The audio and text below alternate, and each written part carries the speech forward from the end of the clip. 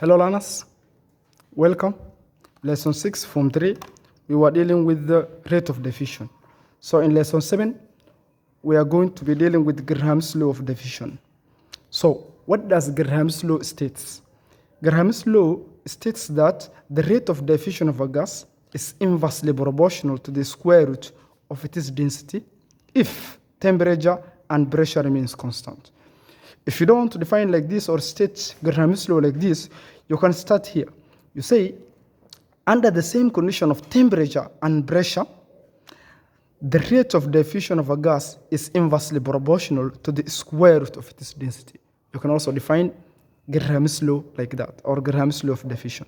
So the formula for the relationship between rate of diffusion and that of density will be rate A over rate B will be equal to the square root of density B and density A. Remember, we said rate and that of density are inversely proportional. So if you're having a rate A, then that means density A should be down there. So because it is inversely proportional, it's indirectly. So if you're having rate B here, that means density B will be up there, the square root. Okay, what if we are dealing with a relationship of rate with that of molecular mass? We are told rate is inversely proportional to the square root of its molecular mass. That means the formula will be just the same when you are dealing with rate and density. It will be equal to or the same when you are dealing with rate with molecular mass. So if you're having rate A over rate B, they will be equal to the square root of molecular mass B over molecular mass A. Okay, here we can see that molecular mass and density are directly proportional. You have to note that also. So next, if we're having again the relationship between rate and also time, we are told rate is inversely proportional to time. Kindly learn us, it is not the square root. Rate is inversely proportional to time, not the square root of time. Kindly notice that. Okay, the formula will be rate A over rate B. It will be equal to that of time B over time A, because rates and time are inversely proportional. They are inversely proportional. They are not directly proportional, and there's no square root there. So what we can do is we can combine all these formulas and come up with our formula, one big formula. Like you can have rate A over rate B. Remember, we have said rate is inversely proportional to the square root of density. So here we are going to have density B over density A. Sorry, here is where we have rate B. So it will be equal to, if you consider rate with relative molecular mass, and we have said rate is inversely proportional to molecular mass. So here we are going to have molecular mass B over molecular mass A. So if we again consider rate with time, we have said rate is inversely proportional to time. So we are going to have time B over time A. So this will be our formula for calculating Graham's law, or problems concerning Graham's law of diffusion, or applications of Graham's law of diffusion. So you have to know this in your fingertip, or one by one, no problem. So let's start with our example 1. We're told in an experiment, 60 centimeter cube of oxygen diffused through a porous spot in 101 seconds, and chlorine of 100 centimeter cube diffused through the same spot, porous spot, in 30 seconds. So we are told if the density of oxygen is 1.25 gram per centimeter cube, calculate the density of chlorine. So here we can get rate, because they have given us volume and also time. We can get their rate. In the other side of, again, chlorine, they have given us the volume and also time. We can get their rate. Then on top of that one, we have been given the density of oxygen. That means we are lacking the density of that side of chlorine. So the relationship here will be rate with density. Rate with density. We have that formula. Okay, let's first of all get the rate of oxygen. Okay, we are going to have rate of oxygen. It's given by volume over time. So what is the volume? the volume is 60 centimeter cube. So we say 60 centimeter cube divided by the time, which is 101 seconds. So what are we going to get there? What are we going to get? What are we going to get there? We are going to get 0.594 centimeter cube per second. Okay, that was for oxygen. What about the other side for chlorine? So we are going to get rate of chlorine. So the formula is the same. It will be volume over time. So what is the volume for that chlorine? It's 100 centimeter cube. So 100 centimeter cube over. What about the time? The time is 30 seconds. So we're going to say over 30 seconds. So what are you going to get there? When you divide 100 divided by 30, we are going to get 3.33 centimeter cube per second. So that is the other rate for chlorine. So if we have that, we are going to have our relationship. The relationship is rate. Let's go back. Rate A over rate B, it will be equal to the square root of density B over density A. What we can do is, learners here, we can just say this, let this one to be our A, and we say this to be our B. Then we can write the formula. We can say rate A over rate B, it will be equal to the square root of density B over density A. Okay, if we have our A, rate A will be 0.594 divided by that of rate B, which is 3.33. It will be equal to the square root of. So density B is that of chlorine, and we don't have, because we are told calculate the density of chlorine. We don't have that. So we are going to have that as X divided by the density of A, which was oxygen, and we are given here 1.25.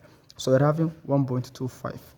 So for us to remove now, or to get X, we have to remove this square root by squaring it. So you square here, then you also square here. You square both sides. So this square will go with the square root. That means when you put this one in the calculator, we are going to get 0.0318. This will be equal to X over 1.25. So if I want to get X, I have to multiply here by 1.25, then multiply on this other side by 1.25. So 1.25 will go with 1.25. X, which is the density of that chlorine, we are going to get as 0.03975. So what was the unit for that density? It is here, gram per centimeter cube. Gram per centimeter cube. So we have gotten our density of chlorine like that. Okay, there. Let's go learners. Example number 2. So number 2, we are told gas V takes 10 seconds to diffuse through a distance of 1/5 of a meter. Another gas W takes the same time to diffuse through a distance of 10 centimeters. If the relative molecular mass of gas V is 16.0, calculate the molecular mass of W. So learners here, remember we are dealing with the time and also here distance. That means we can get there the rate. And here we are given the relative molecular mass of V. We are expected to find out the molecular mass of W. That means the relationship here is rate with that of molecular mass, relative molecular mass. And remember the formula, we have already stated the formula here is rate is inversely proportional to the square root of molecular mass. Okay, let's first of all get rate of gas V. So we go rate of gas V. So check the distance here of gas W was centimeter, but here it is meter. So we have to get first of all the distance of that gas V in centimeter. So we can have that distance of gas V in centimeter. This will be equal to, we are told 1/5, that's 1 out of 5, multiplied by 100. Because I am having a meter and I want to convert it or change to centimeter. So I have to multiply by 100. So here I'm going to get 20 centimeter. So if I want to get rate of gas V, I have to have the same formula, that is distance over time. Okay, what is the distance covered by that gas V? We are told it is 20 centimeter. We have gotten now centimeter divided by the time. The time here is 10 seconds. Here we are going to get 2 centimeter per second. Okay, let's go to the other one, that of rate of gas W. Gas W. It will be equal to the same, that is distance. The distance here is 10. So we say 10 centimeter over time. Remember, the time they have given us here, you are told another gas W takes the same time. So gas V takes 10 seconds. That means gas W takes the same time, that is 10 seconds. So here we are going to get 1 centimeter per second. That is the rate that we are going to get. Okay, thereafter, let's just try to get the formula.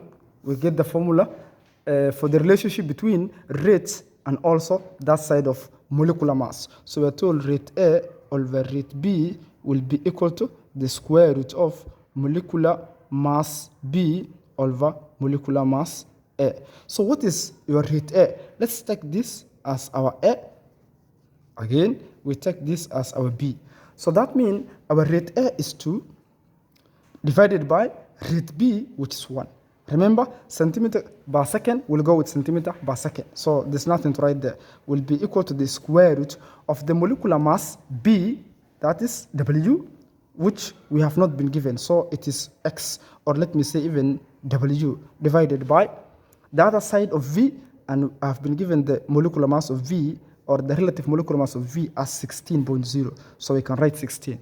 So to remove now this square root, we can square here, and the same we can square here. So here we are going to get 4, which will be equal to W divided by 16. So if I want to get W, I can multiply here by 16, then I multiply here by 16. So what are we going to get after that? That means 16 will go with 16. W will be equal to, it will be equal to 64. I'm going to get my relative molecular mass of gas W as 64. So we're done with that question. We will go to question number 3. So in question number 3, we are told equal volumes of carbon 2 oxide and carbon 4 oxide are allowed to diffuse through the same medium. Okay, calculate the relative rates of diffusion of carbon 2 oxide. So here, they have not given us anything, no information. But again, they're asking us relative rates. They're asking us rates. Here, what we can get is the relative molecular mass, because we have been given the gases, carbon 2 oxide gas, and we are having here carbon 4 oxide gas. So let's start with the formula of carbon 2 oxide gas. How do you write carbon 2 oxide? CO2. So what is the relative atomic mass for carbon alone? It is 12 plus 16 for oxygen multiplied by 2. Here we are going to get 44 as our relative molecular mass. So we talk of carbon 2 oxide. Carbon 2 oxide. Carbon 2 oxide, carbon alone is 12 plus 16 for oxygen. We are going to get here 28. Learners, we can see here the relative molecular mass. We can see which of these two gas diffuses faster than the other one. We can see carbon 2 oxide has low relative molecular mass than that of carbon 4 oxide. And remember, in the previous lesson, we have said the lower the relative molecular mass of a gas, the faster the rate of diffusion. So that means to write the formula, we can start with carbon 2 oxide. So we can say rate of carbon 2 oxide divided by the rate of carbon 4 oxide. Okay, this will be equal to the square root of the relative molecular mass, because I'm having molecular mass of carbon 4 oxide over the relative molecular mass of carbon 2 oxide. Okay, if I take my values and put it in the formula, rate will be equal to 44 for carbon 4 oxide. This for carbon 4 oxide divided by 28 for that side of carbon 2 oxide, and they're square rooted. So this will be equal to I'm going to get 1.254. Okay, remember, rate has no unit in our case here because the units have been cancelled together. Okay, what does this mean? This means we can conclude that carbon 2 oxide diffuses diffuses 1.254 times faster than carbon dioxide. Full stop. That's our conclusion. And we are done our answer like that. We are told calculate the relative rate of diffusion of carbon dioxide, and we are concluding that carbon dioxide diffuses 1.254 times faster than that of carbon dioxide. Okay, students, lastly, we are dealing with that extended question as question number 4 and question number 5. Thank you.